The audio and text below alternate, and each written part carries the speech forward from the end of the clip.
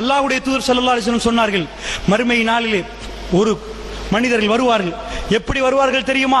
எங்கள் எல்லோருக்கும் பயம் வருகிற விதத்திலே இருக்கிறது இந்த ஹதீஸ். அல்லாஹ்வுடைய நல்லடியார்களே, திகாமா என்று ஒரு மலை இருக்கிறது.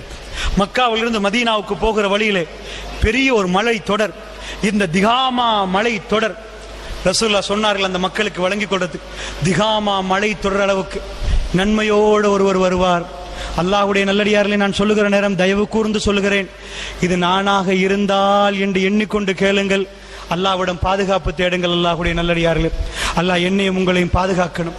ஏன் சொல்கிறேன் தெரியுமா? தொழாதவர்களை பற்றி பேச வேண்டிய தேவையில்லை. அல்லாஹும் அவர்களுக்கும் நோன்பு பிடிக்காதவர்களை பற்றி பேசி வேலை இல்லை. அல்லாஹும் அவர்களும் பார்த்துக் கொள்வார்கள்.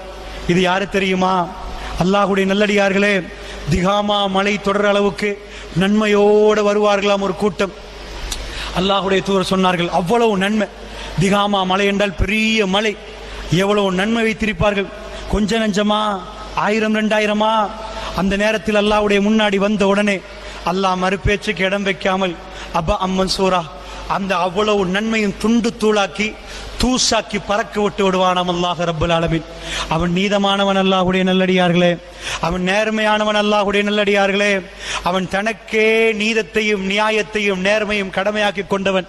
அந்த ரப்பல் ஆலமீன் ஒருபோதும் அநீதி செய்ய மாட்டான், ஒருபோதும் அநீதி செய்ய மாட்டான்.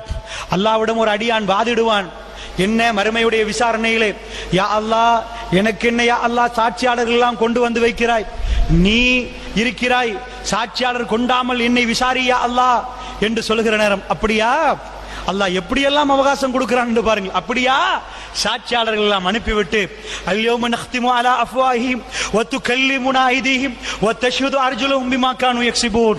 அவருடைய வாய்க்கு முசீலை கொடுத்து விட்டு கை பேச ஆரம்பிக்கும். உன் நாக்குத்தான் பிறண்டு பிறண்டு பேசும். கை பேசுங்கள் அல்லாஹ் சொல்லுவான். சூரா யாசின்ல அல்லாஹ் சொல்கிறான், அல்யௌம நக்திமு அலா அஃப்வாஹிஹிம் வ துகல்லிமுனா ஐதீஹிம். கரங்கள் எல்லாம் பேசும், யா அல்லாஹ் நான் அந்த பெண்ணை பிடித்தேன். அவருடைய நாக்குக்கு அல்லாஹ் சீல் வைத்து விட்டு வ தஷ்ஹது அர்ஜுலுஹும், அவருடைய கால்கள் சாட்சி சொல்லும், நான் போனேன் யா அல்லாஹ், அந்த அநியாயமான வியாபாரத்துக்கு இந்த காலால் தான் போனேன் யா அல்லாஹ் என்று சொல்லும். அல்லாஹ் ரப்பல் ஆலமீன் அப்படி விசாரிப்பான் என்றார்கள். மறுமை என்பது அல்லாஹ்வுடைய நல்லடியார்களே, நீங்கள் சாதாரண ஒன்று நினைக்கிறீர்களா? அல்லாஹ் ரப்பல் ஆலமீன் சூரியனை கொண்டு வந்து நிப்பாட்டப்படுகிற நேரம் ரசூலுல்லாஹ் சொன்னார்கள், ஒரு சிலருக்கு கணுக்கால் அளவுக்கு, ஒரு சிலருக்கு முட்டை அளவுக்கு, ஒரு சிலருக்கு வாய் அளவுக்கு என்று வாயை பிடித்து காட்டினார்கள். இந்த வாய் அளவுக்கு கால் அளவுக்கு என்றார்கள். அவ்வளவு வேர்வையில் மூழ்கி கொண்டிருக்கிற நேரம் அல்லாஹ்வுடைய சன்னிதானத்தில் விசாரணை நடக்கும் என்றார்கள். அல்லாஹ்வுடைய நல்லடியார்களை சஹாபாக்கள் பயந்து போனார்கள். எங்களுக்கெல்லாம் அந்த பயம் உருவாகிறதா? அல்லாஹ்வுடைய நல்லடியார்களே, அதனால் நன்றாக புரிந்து கொள்ளுங்கள். அந்த விசாரணை நடக்கிற நேரம் அப்படி ஒரு கூட்டம் வருவார்கள், திகாமா மலை தொடர் அளவுக்கு நன்மை. அந்த நேரத்தில் சஹாபாக்கள் அசந்து விட்டார்கள். யா ரசூலல்லாஹ், அவர்கள் யார், அவருடைய பண்புகள் என்ன, எங்களுக்கு கொஞ்சம் சொல்லுங்கள் என்று யா ரசூலல்லாஹ் ஏன் கேட்டார்கள். நாமெல்லாம் இப்படி அதி சொன்னால் பண்புகள் என்ன என்ன அவருடைய அடையாளங்கள் கேட்போமா? நாங்க இல்லப்பா, அதெல்லாம் நாங்க இல்ல, நாங்க பெரிய பிரச்சாரகர்கள், நாங்க பெரிய தியாகிகள், எங்கெல்லாம் அது வருமா என்ன கேட்டார்கள். உயிர் கொடுத்த தியாகி, உயிரை திறப்பதற்கு தயாரான தியாகிகள், தன்னுடைய பிள்ளைகளை இழந்தவர்கள், தன்னுடைய தகப்பனை இழந்தவர்கள், ஒட்டுமொத்த சொத்தையும் மக்காவில விட்டு விட்டு ஒரே ஒரு ஆடையோடு மதீனாவுக்கு வந்தவர்கள், எந்த பொருளாதாரத்தையும் விரும்பாதவர்கள், இந்த உலகத்தில் ரப்புல் ஆலமீனுக்காக வேண்டி எல்லாத்தையும் திறந்து கொடுத்தவர்கள். அவர்கள் கேட்டார்கள் அல்லாஹ்வுடைய தூதரிடம், யா ரசூலல்லாஹ், அவருடைய பண்புகள் என்ன யா ரசூலல்லாஹ், அவருடைய அடையாளங்கள் என்ன யா ரசூலல்லாஹ், அவையெல்லாம் எங்களுக்கு சொல்லித் தாருங்களேன், அதில் இருந்து நாம் பாதுகாப்பு பெறுவதற்கு யா ரசூலல்லாஹ். அல்லாஹ்வுடைய தூதர் என்ன சொன்னார்கள்? இன்னஹும் பிஹ்வானிக்கும், மக்களே அவர்கள் உங்களுடைய சகோதரர்கள் என்றார்கள். அவர்கள் வேற யாரும் இல்லை, உங்களுடைய சகோதரர்கள். இன்னஹும் பிஜில்தித்துக்கும், அவருடைய தோல் என்ன தோல் தெரியுமா? எவ்வளவு தெளிவான விளக்கம் பாருங்கள். அவர்கள் யார் தெரியுமா? உங்கள் சகோதரர்கள் என்றார்கள். அப்படினால் யார்? சகோதரர்களே நீங்கள் பாருங்கள், அவர்கள் உங்களுடைய சகோதரர்கள். இன்னஹும் பிஜில்தித்துக்கும், உங்களுக்கு அரபி தோல் இருக்கிறதா? அதே அரபி தோலில் உள்ளவர்கள் அல்லது உங்களுடைய தோல் உள்ளவர்கள். ரசூலுல்லாஹ் என்ன சொன்னார்கள்? உங்களுக்கு என்ன தோல் இருக்கிறதோ, தோலில் வெறுப்பு, வெள்ளை, கருப்பு, சோப்பு என்று பிரித்துக் கொள்வார்கள். உங்களுக்கு என்ன தோலோ அதே தோல். யஹுஸூன பில்லைலி கமா தஹுஸூன, இரவை எல்லாம் நீங்கள் எப்படி தொழுவீர்களோ அப்படி அவர்கள் இரவெல்லாம் தொழுதவர்கள் அல்லாஹ்வுடைய நல்லடியார்களே. இந்த ஹதீஸ் என்னையும் உங்களையும் அதிகம் அதிகம் பயமுறுத்துகிறது. என்னையும் உங்களையும் அதிகம் அதிகம் பயமுறுத்துகிறது. அல்லாஹ்வுடைய நல்லடியார்களே, இரவை நீங்கள் எப்படி எடுப்பீர்களோ அதே போன்று இரவை எடுத்தவர்கள் சஹாபாக்கள் இரவை எடுத்தது போன்று எனக்கு எடுக்கலாமா, உங்களுக்கு எடுக்கலாமா? இறைவனோடு கொஞ்சம் குழாவி கொண்டே இருப்பார்களே, ரஹ்மான் என்னை பார்க்கிறான் என்ற உணர்வோடு முஹ்சின்களாக நின்று கொண்டு அல்லாஹ்விடம் தேம்பி தேம்பி அழுது அழுது ஓதுவார்களே.